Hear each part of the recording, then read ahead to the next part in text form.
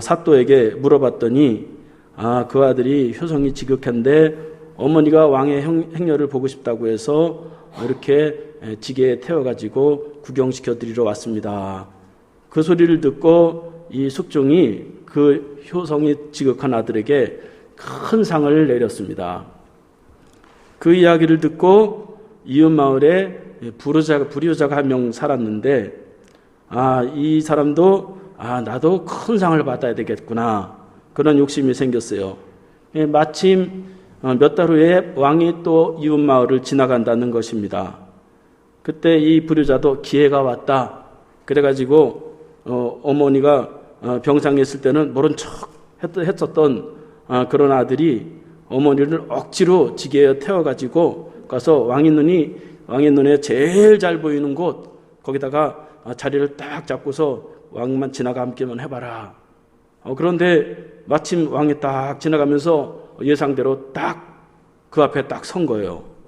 그러더니 여기도 참 극진하게 효도를 다하는 그런 아들이 있구나. 그러면서 사또에게 물어봤더니 저놈은 아주 못된 놈으로 온 마을에 소문난 놈입니다. 저놈은 벌을 줘야 되는데 지난번 효자가 상 받았다는 것 듣고서 이런 짓을 하는 것입니다. 그렇게 말했어요. 그런데도 이 숙종이 그것을 딱 보더니 벌을 주는 것이 아니라 그 불효자에게도 똑같이 지난번 주었던 큰 상을 내리는 거예요. 그래가지고 사람들이 물었어요. 아니 왜 효도를 흉내만 내는 저 불효자에게도 저 큰 상을 주십니까? 그랬더니 그때 숙종이 하는 말이 효도는 흉내내는 행동하는 것도 귀한 것이다. 그러면서 효도를 실천하는 게 그렇게 어렵다고 말을 하면서 불효자는 그것을 깨닫고 효자가 되었다고 하는 것입니다. 그러니까 효도라고 하는 것이 말로 생각으로 하는 것은 참 쉽지만 실제로 행동으로 옮기기는 참 쉬운 일은 아니죠. 그러니까 우리가 어떻게 효도를 해야 되느냐? 말과 생각에만 그치지 않고 구체적인 행동, 그것이 필요하다는 것이죠. 말로는 배부르게 하라, 배부르게 하라, 평안하세요, 평안하세요. 100번, 1000번 말해봤자 무슨 소용이 있겠어요. 구체적인 행동이 있을 때에 실제 이제 귀한 열매를 맺게 되고 하나님은 그러한 아들들에게 큰 축복을 주십니다. 신명기 5장 16절 말씀해 보니까 내 부모를 공경하라. 그리하면 내 하나님 여호와가 내게 준 땅에서 내 생명이 길고 복을 누리리라. 그렇게 말씀하고 있습니다. 오늘 본문은 요셉이 22년 만에 형제들과 이제 만난 후에 고향에 계신 그 아버님을 이제 모시러 가는 그러한 내용이 나오고 있습니다. 요셉은 야곱의 11번째 아들로 특별히 사랑을 많이 받았는데 사랑을 너무 받다 보니까 형들의 시기로 우리가 잘 아는 대로 구덩이에 빠지고 또 나중에는 그 옷을 다 벗기고 옷을 찢어버리고 양의 피를 묻혀가지고 아버지에게 보여주면서 이 아들이 이제 짐승에 잡혀먹어 죽었다. 그리고서 요셉을 노예로 팔았고 그 요셉은 노예로 팔려서 온갖 고생을 하면서 이제 애굽에서 살면서 결국 총리가 되었죠. 그래 노예 생활이 그렇게 괴로웠지만 그럼에도 불구하고 요셉은 아버지에 대한 그 효에 대한 마음이 변하지 않은 것을 볼 수가 있습니다. 그동안에 고생을 많이 하면서 억울하기도 할 텐데 그러지 않고 22년이 지난 후에도 그대로 아버지에 대한 그런 효를 그대로 행하는 것을 볼 수가 있습니다. 그래서 오늘 본문에 보면 그 형들이 자기를 팔았던 그 형들이 22년 만에 애굽에 올라와서 양식이 없으니까 흉년이 들어서 양식이 없으니까 양식을 구하기 위해서 애굽으로 왔을 때에 요셉을 만나게 됐고 그 요셉은 다시 고향으로 그 형들을 보내면서 아버지와 가족을 이제 모셔오라. 그런 내용이 오늘 본문의 내용입니다. 오늘 요셉의 이런 효도의 모습을 보면서 우리가 어떻게 실천을 해야 될 것인지를 세 가지만 살펴보도록 하겠습니다. 첫 번째로는 좋은 사람을 만나고 좋은 사람을 소개해 주는 것이 효도다 하는 것입니다. 17절부터 보면 바로는 요셉에게 이르되 내 형들에게 명령하기를 너희는 이렇게 하여 너희 양식을 싣고 가서 가나안 땅에 이르거든 너희 아버지와 너희 가족을 이끌고 내게로 오라. 내가 너희에게 애굽 좋은 땅을 주리니 너희가 나라의 기름진 것을 먹으리라. 그렇게 말씀합니다. 요셉은 이제 바로왕을 만나게 됐고 바로왕을 만나서 애굽에서 총리로서 참 이제 귀하게 그렇게 살게 되었죠. 그런데 요셉은 거기서 끝나지 않고 요셉이 그렇게 성실하게 했더니만 바로왕이 요셉에게 너희 아버지와 가족을 이제 애굽으로 모셔와라 그렇게 했다는 것이죠. 그러니까 요셉의 행동이 아주 진국이었다 하는 것이죠.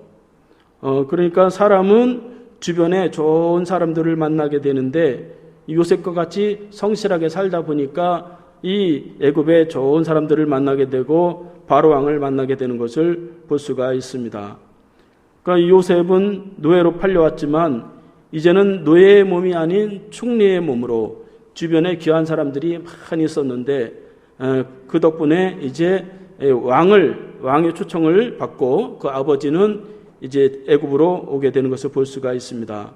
그러니까 이 효도라고 하는 것은 나는 좋은 사람 만나고 주변에 훌륭한 사람 많이 만나는데 어느 때는 어머니가 물어봅니다. 너 이런 사람들 어떤 사람들 만나고 다니냐 그러면 어머니 몰라도 돼요. 그러잖아요. 그런데 우리도 귀한 사람을 만나면 그런 사람을 그 부모님에게도 소개하고 그렇게 만나게 해드려야 된다 하는 것이죠. 그러니까 주변에 좋은 사람들을 만나는 것이 효도이고 또 좋은 사람을 만나면 나만 만나는 것이 아니라 많은 사람을 부모님에게 이렇게 보여드리는 거 그래야 궁금하지 않으니까 그것도 효도다 하는 것입니다. 그러니까 효도는 인맥관리 더 나아가서 부모님도 알도록 그렇게 해주는 것이 좋더라 하는 것이죠. 그래서 요셉과 같이 그렇게 성실한 마음으로 그렇게 할 때에 많은 좋은 사람들을 만나게 되고 또 왕까지 만나게 돼서 결국 아버지도 왕을 만나게 해드리는 것입니다. 우리가 살아가면서 이 요셉과 같이 성실한 마음으로 그렇게 살아가야 또 주변에 좋은 사람들이 만나게 되죠. 에베소서 6장 6절 말씀해 보니까 너희는 눈가림만 하여 사람을 기쁘시게 하는 자처럼 하지 말고 그리스도의 종들처럼 마음으로 하나님의 뜻을 행하고 기쁜 마음으로 섬기기를 죽게 하듯 하고 사람에게 하듯 하지 말라 그렇게 말씀하고 있습니다. 그러니까 사람을 기쁘게 하기보다 하나님을 기쁘게 해야 되겠다 그런 마음을 가지고 누가 보든지 안 보든지 성실한 마음으로 그렇게 살다 보면 주변에 많은 귀한 사람들이 만나게 되는데 그런 사람들을 이제 부모님에게도 소개해주고 알게 해주는 거 그것도 하나님 앞에 큰 효도다 하는 것이죠. 두 번째로는 구체적인 효도의 행동은 선물을 드리는 것이다 하는 것입니다. 21절부터 28절까지 보면 이스라엘의 아들들이 그대로 할세 요셉이 바로의 명령대로 그들에게 수레를 주고 길 양식을 주며 또 그들에게 다 각기 옷 한 벌씩 주되 베냐민에게는 은 300과 옷 5벌을 주고 그가 또 이와 같이 그 아버지에게 보내되 순나기 10필에는 애굽의 아름다운 물품을 실리고 암나기 10필에는 아버지에게 길에서 드릴 곡식과 떡과 양식을 실리고 그렇게 기록하고 있습니다. 요셉은 형제들을 아버지에게 보내는데 빈손으로 보내지 않고 수레에다가 온갖 애굽의 귀한 것들을 다 실려서 보냈다 하는 것이죠. 그래서 형제들에게는 옷 한 벌씩 주고 또 그 베냐민에게는 옷 5벌을 주고 그러면서 보냈다는 거죠. 그러니까 옷이야 뭐 지금은 흔하지만 4,000년 전이니까 그 귀한 그러한 선물이 될 수가 있죠. 그리고 순나기 10필에는 아름다운 물품을 싣고 암나기 10필에는 아버지가 길에서 공개할 그러한 곡식과 떡과 양식을 다 실어서 보냈다 하는 것입니다. 그러니까 효도는 그냥 말과 행동뿐 아니라 실제적인 이 물질이 가야 되죠. 선물이 오고 가야 기분이 좋죠. 말로는 무엇을 못하겠어요. 그래서 실제로 구체적인 행동은 이렇게 부모님이 좋아하는 것들을 잘 챙겨서 선물로 보내드리는 것이다 하는 것입니다. 사실 과거를 생각하면 어림도 없는 소리죠. 요셉이 얼마나 고생을 했습니까? 구덩이에 빠져지고 또 노예로 살면서 온갖 오해를 받고 핍박을 받으면서 그렇게 살았는데 진짜 생각만 하면은 정말 너무너무 억울하죠. 그런데도 요셉은 아버지 또 가족들을 최고로 잘 대접하고 또 선물을 보냈다 하는 것입니다. 그래서 우리가 선물을 드려야 된다는 것입니다. 디모데전서 5장 8절 말씀에 보면 누구든지 자기 친족 특히 자기 가족을 돌아보지 아니하면 믿음을 배반한 자요 불신자보다 더 악한 자니라 그렇게 말씀하고 있습니다. 그러니까 부모님께 잘못하면 그건 믿음이 다 헛거다 그런 말씀을 하고 있는 것이죠. 그 자꾸 종교를 가정해가지고 가족을 파괴하고 부모님과 자꾸 갈라지고 이런 거는 올바른 그러한 종교라고 볼 수가 없습니다. 그 신천지는 말이죠. 가족에게 숨겨라, 가족과 떨어져라, 가족이 자꾸 알면은 마귀가 달라붙는다. 자꾸 그러면서 말이죠. 가족을 갈등하고 자꾸 깨죠. 그렇게 요셉은 그런 거 다 넘어섰다고 하는 것이죠. 그래서 요셉은 과거를 다 넘어선 거예요. 그래서 24절 말씀에 보면 가는 도중에 형제들에게 다투지 말라 그렇게 말씀합니다. 24절 말씀에 보면 이에 형들을 돌려보내며 그들에게 이르되 당신들은 길에서 다투지 말라 하였더라 그렇게 기록합니다. 이 요셉은 이 과거를 생각하면은 자기를 팔고 자기를 죽이려고 하고 노예로 팔았으니 얼마나 억울해요. 그런데 그 일 때문에 이제 형제들이 난리 났어요. 총리가 됐는데 또 그 요셉에게 양식을 얻어 먹어야 되는데 큰일 났어요. 그러니까 이제 가면서 싸울 거 아니에요. 네가 잘했니, 내가 잘했니, 네가 팔자 그랬잖아, 네가 구덩이 팠잖아. 과거의 일들을 많이 얘기할 텐데 요셉은 그거 뻔히 다 알고 부모님께 돌아가면서 다투지 말라. 선물을 드리면서 형제간에 다투지 말라. 그렇게 말씀합니다. 그러니까 선물을 드릴 때 조심해야 될 것은 다투지 않아야 된다 하는 것입니다. 비교하지 않아야 된다 하는 것이죠. 막내는 이렇게 선물을 많이 드리는데 나는 장남이 돼가지고 이렇게 드리면 되나? 내 체면이 뭐나? 그러지 말라는 것입니다. 그 동생은 이렇게 성공을 해가지고 선물을 많이 드렸는데 이게 뭐냐? 난 초라하게 그런 마음 갖지 말라는 거예요. 형제간에 비교하고 또 열등감을 느끼고 그런 거 하지 말라는 것입니다. 그것 때문에 시기하고 질투하고 그 선물 때문에 말이죠. 형제들이 얼마나 갈등이 되는지 몰라요. 어버이날이 되면 예전에는 제가 전사 때 너무너무 어려웠는데 동생이 딱 어머니를 만나 100만 원을 탁 주는 거예요. 그런지 저는 겨우 해서 10만 원 겨우 주면은 저는 장남이잖아요. 장남도 보통 장남이 아닙니다. 아버지 같은 장남입니다. 제가 얼마나 초라하고 체면이 구겨지겠어요. 그래서 너무너무 그 자존심 상하고 막 그러더라고요. 그런데 그런 마음 갖지 말라는 것입니다. 적게 드린다고 눈치 보고 많이 드렸다고 교만하지 마라, 비교하지 마라 하는 것입니다. 그러니까 형제들이 말이죠. 선물을 부모님께 드리면서 처지대로, 형편대로 그렇게 드리면 돼요. 그 선물을 주고받으면서 갈등하고 분쟁하는 일들이 많이 생깁니다. 또 부모님들도 말이죠. 정신을 바짝 차려야 돼요. 부모님들이 말이죠. 야, 막내는 100만 원 주더라. 이게 뭐냐? 그러면 말이죠. 이제 형제간에 막 성질 나는 거예요. 그러니까 부모님들도 다 그런 거 받을 때 그 액수를 말하지 마세요. 많이 줬다. 내 형도 많이 줬다. 그렇게 말을 해야 되는데 말이죠. 이 부모님들이 또 지혜가 없어가지고 말이죠. 야, 네 형은 이게 뭐냐? 그래도 너는 100만 원을 줬으니 야, 대단하다. 그러면 교만해가지고 말이죠. 막 그런단 말이죠.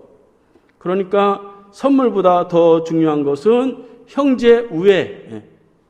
그것이 이 부모님을 기쁘게 해주는 것이라고 볼 수가 있습니다. 그래서 조금 드렸으면 긍휼히 여기고 불쌍히 여기고 많이 드렸으면 박수 쳐주고 그게 형제가 돼야 되는데 이 선물 때문에 말이죠. 다툴까 봐 요셉은 그래서 도중에 다투지 마라 그렇게 말씀하는 것을 볼 수가 있습니다.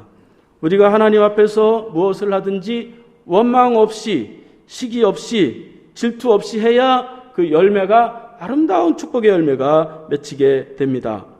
베드로전서 4장 8절 말씀에서 10절 말씀을 보니까 너희는 무엇보다 뜨겁게 사랑할지니 사랑은 허다한 죄를 덮느니라. 서로 대접하기를 원망 없이 하고 각각 은사 받은 대로 하나님의 여러 가지 은혜를 맡은 선한 청지기 같이 서로 봉사하라. 그렇게 말씀하고 있습니다.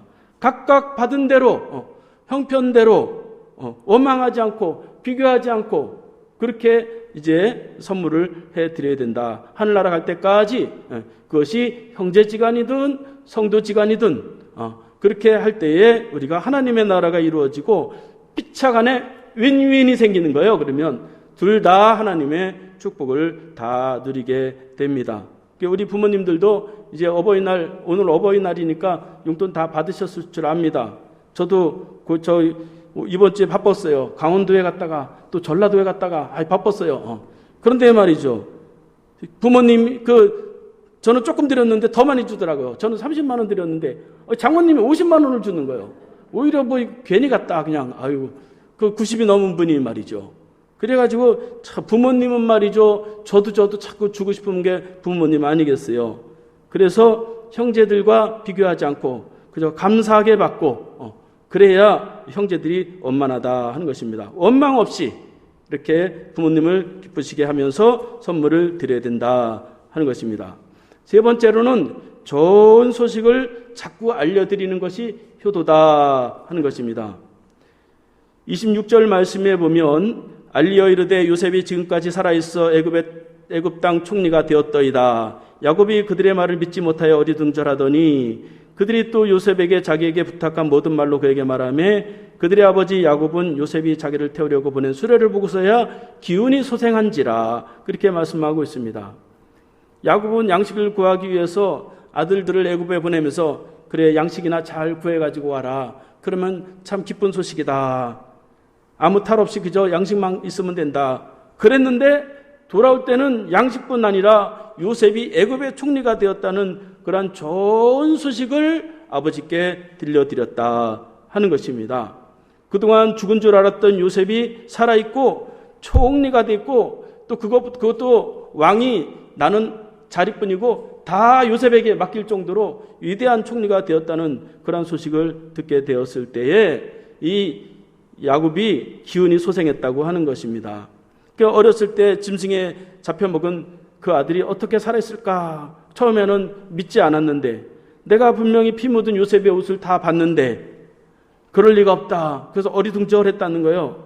그때 이 아들들이 요셉이 보낸 그러한 수레를 보여주면서 그 보통 수레가 아니니까요. 왕이 보낸 그런 수레니까 그걸 보면서 가만히 보니까 참 진짜 같다. 그래서 이제 결국 이제 기쁜 소식을 듣고 이제 소생했다. 그렇게 말씀하고 있습니다. 그러니까 이 좋은 소식은 이 자꾸 과거를 자꾸 생각하면 안 돼요. 너 과거에 이렇게 했지. 그러면 좋은 소식이 다 죽는 거예요. 복된 소식, 좋은 소식, 기쁨의 소식 앞에는 그 나쁜 지난 그런 과거의 모든 일들을 다 덮어놔야 돼요.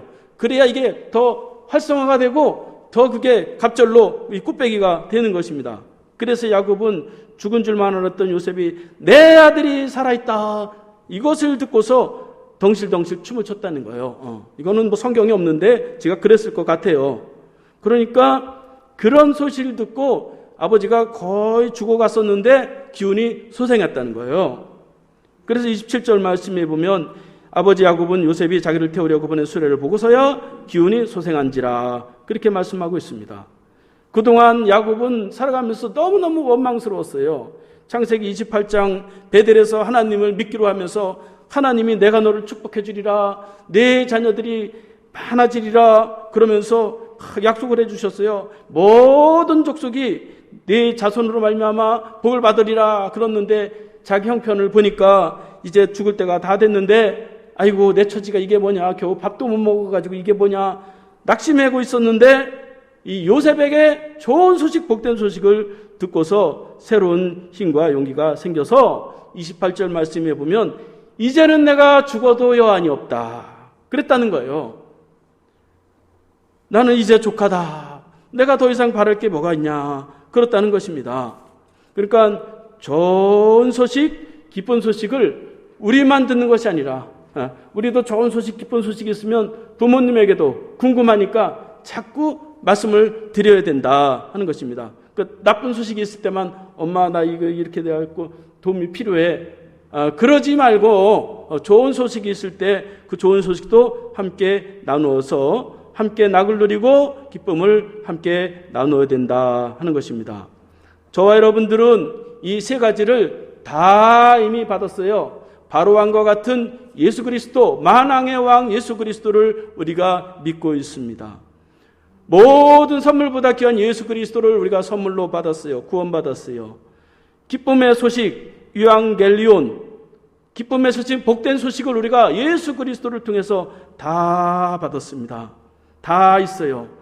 그래서 이 예수 그리스도를 믿고 나면 그 다음에는 다 덮고 비교하지 말고 이것으로 하나님 앞에 감사하면서 이 부모에게 큰 기쁨을 드리면 하나님 우리에게 큰 축복을 주십니다. 이렇게 결국 이제 야곱은 애굽으로 이제 모셔와서 결국 이들이 애굽에서 자리를 잡고 그 애굽에서 크게 번성한 것을 볼 수가 있습니다. 야곱은 가족 66명을 이끌고 애굽으로 이주해서 요셉의 식구 4명과 합해가지고 이 애굽에서 자리를 잡고 살았는데 400년이 지난 이후에 그 족속이 얼마나 번성을 했는지 200만에서 300만으로 번성을 해서 다시 가나안 땅 고향으로 돌아가는 그것이 성경 여정이라고 볼 수가 있죠. 이렇게 한 사람이 효도를 실천을 했더니 가정도 살리고 아버지도 살리고 민족을 살리는 그러한 위대한 일들을 행했다 하는 것입니다. 이제 말씀을 마치겠습니다. 유대 격언에 보면 하나님은 모든 사람에게 다 일일이 보여드릴 수 없어서 부모님을 대신 주었다. 그런 격언이 있어요. 부모님은 곧 하나님의 모습과 가장 비슷한 그러한 분입니다. 이러한 부모님에게 우리가 이 요셉과 같이 좋은 사람들을 만나고 좋은 사람들을 자꾸 우리만 만나지 않고 소개도 하고 또 선물도 직접 보내고 또 갈등하지 않고 질투하지 않고 시기하지 않고 이 좋은 소식들을 자꾸 왕래하면서 요셉과 같이 효도할 때에 저와 여러분들이 이 땅에서도 잘되고 장수하면서 영생에 이르는 하나님의 기업을 다 얻으시기를 예수님의 이름으로 축원합니다. 기도하겠습니다. 하나님 아버지, 부모님의 은혜를 무엇으로 다 갚을 수 있겠는지요. 그러나 저희들이 말과 생각으로만 할 때가 많이 있습니다.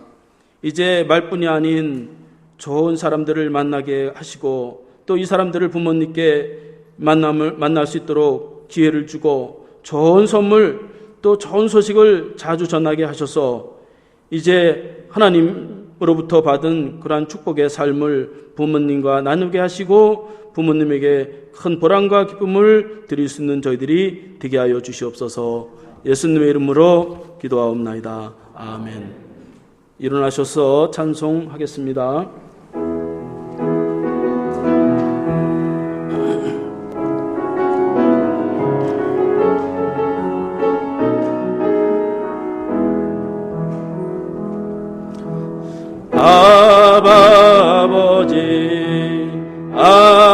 아버지 나를 안으시고 바라보시는 아버지 나를 도우시고 힘주시는 아버지 주는 내 마음을 고치시고 볼 수 없는 상처 만지시네 나를 아시고 나를 이해하시네. 내 영혼 새롭게 세우시네. 기도하겠습니다. 이제는 십자가에서 죽기까지 하나님 아버지의 뜻에 순종하신 예수 그리스도의 은혜와 육신의 부모에게 효도하는 자녀에게 장수하게 하시고 축복하시는 하나님 아버지의 사랑하심과 부모님 은혜를 깨닫게 하시고 감사하는 마음을 주시는 성령님의 은혜가 오늘도 부모님에게 구체적인 행동으로 효를 실천함으로 하나님의 축복 가운데 살기를 원하는 심령들 머리머리 위에 지금부터 영원까지 함께 하시기를 간절히 축원하옵나이다. 아멘.